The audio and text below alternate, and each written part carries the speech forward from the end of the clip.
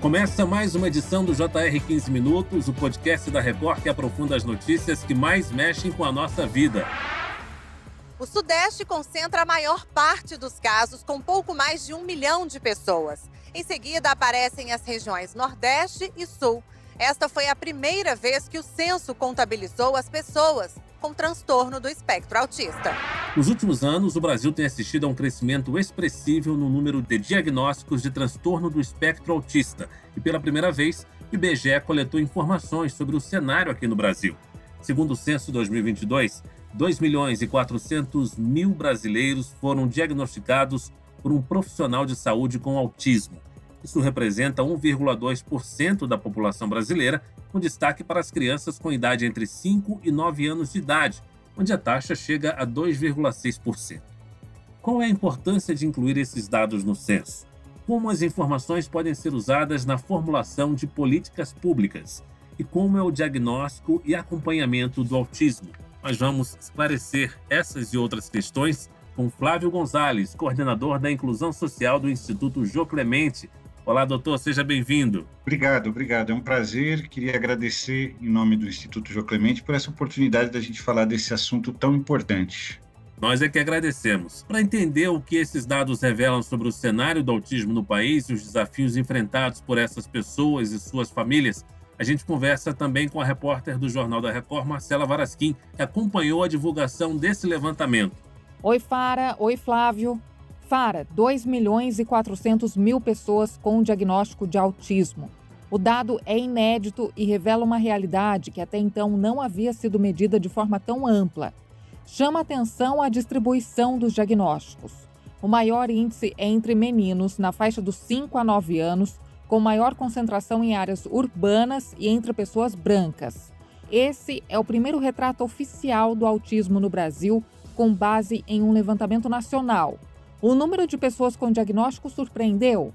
Olha, Marcela, na verdade não surpreendeu porque, de uma certa forma, nós estamos acompanhando os números mundiais, nós estamos na média mundial, né? Por exemplo, nos Estados Unidos, né, uma criança a cada 31, hoje pelo CDC, né, está dentro do espectro do autismo, né? E se nós fizermos a conta pelo censo brasileiro, seria muito parecido, 1 a cada 38. Então, não chega a surpreender, muito embora seja fundamental que a gente compreenda que essas crianças, né, essas pessoas com autismo que apareceram, são aquelas que estão diagnosticadas, né? Provavelmente nós temos um número muito maior de pessoas que ainda não têm diagnóstico. Então, é muito provável que essa população com autismo no Brasil seja muito maior. Mas já é um primeiro retrato que é muito importante. Os dados do censo do IBGE revelam que houve um avanço na identificação desses casos no país. Um tabu em torno do autismo vem sendo quebrado nos últimos anos, de acordo com a sua experiência?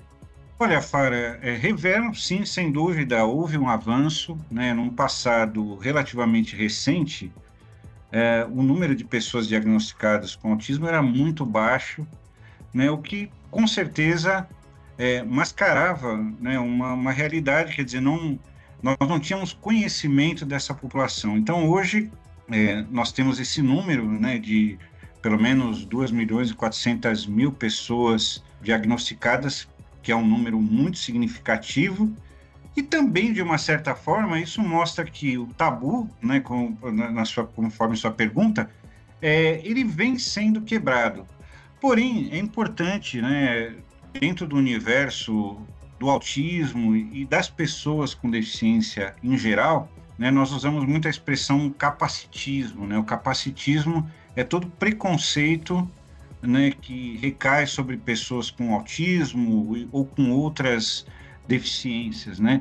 O país ainda é muito capacitista, né? Nós ainda colocamos muitas barreiras, né? Subestimamos a capacidade dessas pessoas e não criamos as condições para que ela tenha uma participação plena na sociedade. Então, evoluímos em relação ao tabu, já temos finalmente um dado oficial do Brasil, mas ainda temos que lidar com o capacitismo, né, e com todos os preconceitos que recaem sobre a população com autismo.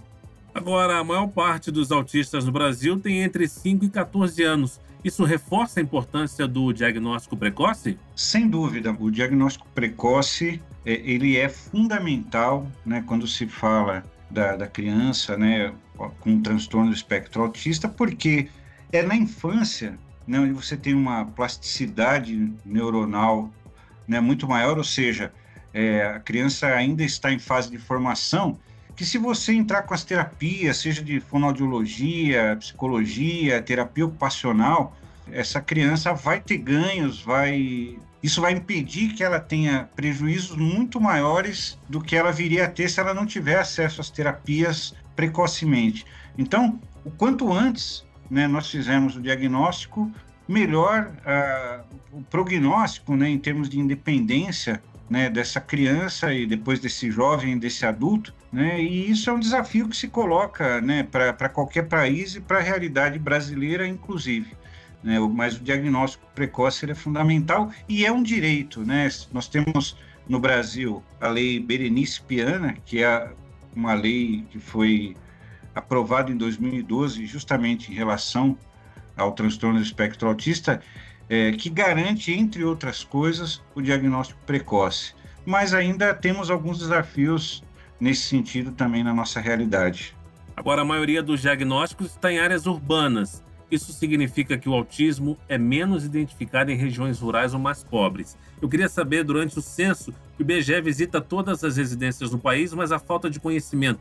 O senhor acredita que pode ocultar um número que pode ser ainda maior? O diagnóstico, ele mostra que, por um lado, existe a presença de pessoas com autismo em todo o território nacional, com ênfase para o Sudeste e Nordeste, né?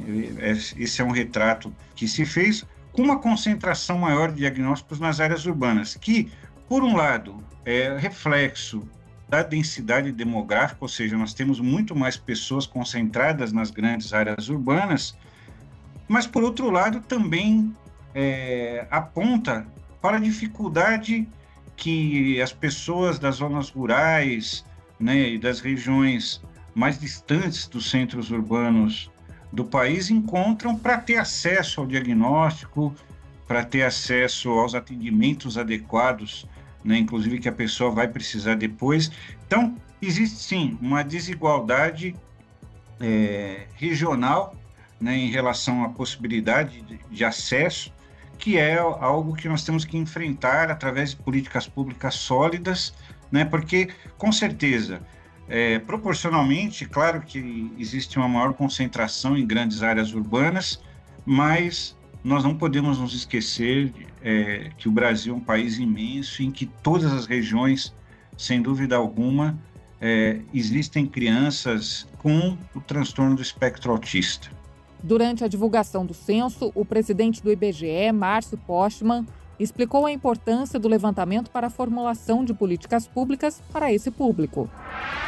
Essas informações são absolutamente necessárias para revelar do total dos brasileiros aqueles que exigem uma atenção especial no nosso país.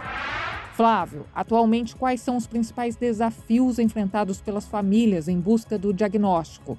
O que acontece no Brasil hoje, em termos de desafios, assim, nós temos uma política pública que tenta promover esse acesso ao diagnóstico. Agora, como nós estamos falando de uma população crescente, imensa, né? Nesse caso nós estamos falando de 2 milhões de pessoas e 400 mil diagnosticadas, mas temos uma imensidão de pessoas provavelmente sem diagnóstico, isso acaba, de alguma forma, gerando filas, gerando uma demora, às vezes, no acesso ao diagnóstico, no acesso ao tratamento, né, aos atendimentos que a pessoa vai precisar. E esse atraso, como nós falamos antes, né, quando falamos do diagnóstico precoce, ele pode ser muito prejudicial, né, ao desenvolvimento posterior da criança. Então, nós temos aí, como se trata de uma população imensa que tem essa condição hoje, nós temos que nos estruturar cada vez mais para conseguir garantir esse direito que a criança tem do diagnóstico precoce, né? Isso é fundamental. E as grandes filas de espera que, em geral, né, são próprias da realidade brasileira, dos centros urbanos especialmente, né, nós temos uma população muito grande. Nesse caso específico, ela pode significar um prejuízo para todo o desenvolvimento da pessoa. Flávio, o censo pode ajudar na formulação de uma estrutura que garanta uma rede de apoio contínua da infância à vida adulta? Sem dúvida, Marcelo. O censo ele é fundamental porque, de uma certa forma, ele nos tira do escuro, né? Eu acho que um dos grandes problemas dos países, de um modo geral, e países em desenvolvimento, países como o Brasil, não é muitas vezes a falta de dados, né?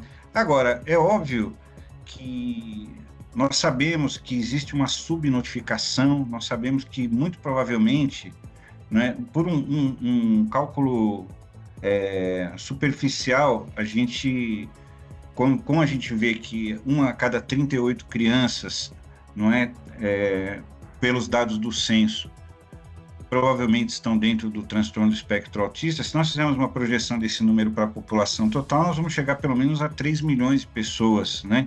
Então,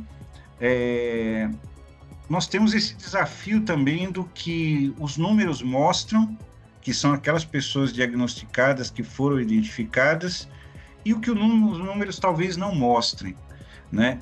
E aí é o desafio, né, de implantar políticas públicas que consigam abarcar toda a população, todas as pessoas que precisam, não é? Mas nós demos um primeiro passo, né? O censo, né, apontar esse número, dizer dessa população, da distribuição por regiões, das desigualdades que essas pessoas, crianças, jovens e adultos, vivem nas suas vidas, é um primeiro passo, né? Porque a gente só consegue enfrentar um problema se a gente souber que ele existe, qual o tamanho, qual a gravidade. Então, esse é um passo muito importante, não é? Mas nós temos que aperfeiçoar nossos instrumentos de coleta, não é? De mensuração, para que a gente consiga ter uma estimativa mais abrangente, né, do total dessa população. Muitos pais relatam dificuldades em obter laudos e acesso a serviços especializados no SUS. O que precisaria mudar para tornar esse processo mais ágil e acessível? Sem dúvida, Marcelo. O censo ele é fundamental porque, de uma certa forma, ele nos tira do escuro, né? Eu acho que um dos grandes problemas dos países, de um modo geral, e países em desenvolvimento, países como o Brasil, não é muitas vezes a falta de dados, né? Agora, é óbvio que nós sabemos que existe uma subnotificação, nós sabemos que, muito provavelmente, né, por um cálculo superficial, como a gente vê que 1 a cada 38 crianças, não pelos dados do censo, provavelmente estão dentro do transtorno do espectro autista. Se nós fizermos uma projeção desse número para a população total, nós vamos chegar pelo menos a 3 milhões de pessoas, né? Então, nós temos esse desafio também do que os números mostram, que são aquelas pessoas diagnosticadas que foram identificadas, e o que os números talvez não mostrem, né? E aí é o desafio, né, de implantar políticas públicas que consigam abarcar toda a população, todas as pessoas que precisam, não é? Mas nós demos um primeiro passo, né? O censo, né, apontar esse número, dizer dessa população, da distribuição por regiões, das desigualdades que essas pessoas, crianças, jovens e adultos, vivem nas suas vidas, é um primeiro passo, né? Porque a gente só consegue enfrentar um problema se a gente souber que ele existe, qual o tamanho, qual a gravidade.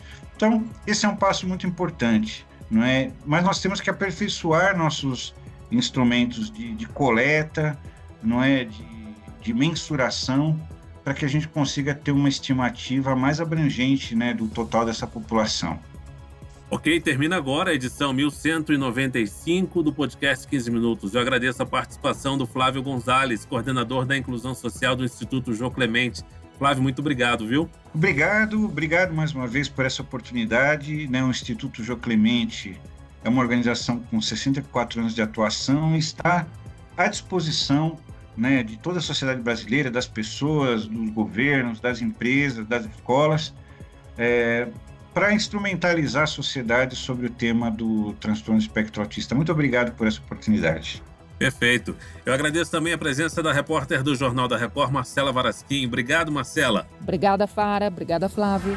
Esse podcast contou com a produção de David Bezerra e das estagiárias Amanda Fuzita e Yasmin Logrado. Sonoplastia de Diego Marcondes. Coordenação de conteúdo Deni Almeida. Direção editorial Tiago Contreira. Vice-presidente de jornalismo Antônio Guerreiro. Você acompanha o 15 Minutos no r7.com, nas redes sociais do Jornal da Record e nas principais plataformas de streaming.